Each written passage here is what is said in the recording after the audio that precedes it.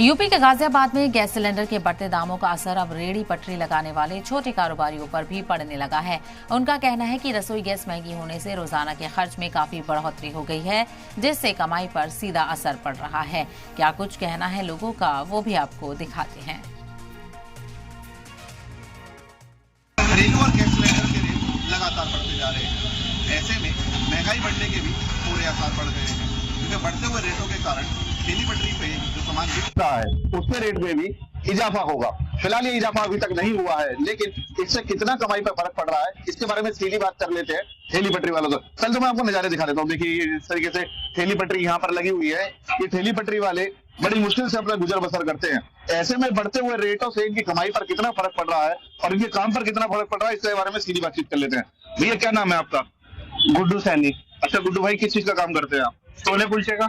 अच्छा गुड्डू भाई, रेट बढ़ रहे हैं सिलेंडर के, तो ऐसे में क्या आपने भी रेट बढ़ाए हैं अपने काम में? नहीं, अभी नहीं बढ़ाए। अच्छा, तो ग्राहक पे क्या स्थिति है? अभी ग्राहक पे कोई फर्क पड़ा है? बहुत ज्यादा फर्क पड़ा है। अच्छा, जैसे रेट बढ़ रहे हैं तो आपकी कमाई पे भी फर्क पड़ रहा होगा। हाँ। तो कैसा मुश्किल पड़ रहा है? हाँ, मुश्किल है, थोड़ा मुश्किल पड़ रहा है। बिल्कुल, देखिए जैसे रेट बढ़ेंगे तो ऐसे में कमाई पर भी सीधा सीधा फर्क पड़ेगा। और भी यहाँ पे इसी तरीके से लोग हैं जो ठेली पटरी पे अपना गुजर बसर कर रहे हैं, उसे जान लेते हैं। अच्छा, रेट बढ़ रहे हैं सिलेंडर पे, तो ऐसे में क्या आपने अपनी प्लेट के भी रेट बढ़ाए हैं? नहीं सर, प्लेट रेट नहीं बढ़ाए हैं। वो रेट ऐसे में तो घाटा हो रहा होगा। अब घाटा जी बस 1000 चला रहे, वो सोमवार से करेंगे 50 रुपए प्लेट। अब 40 की दे रहे हैं, 2 नान, सब्जी साथ में 3।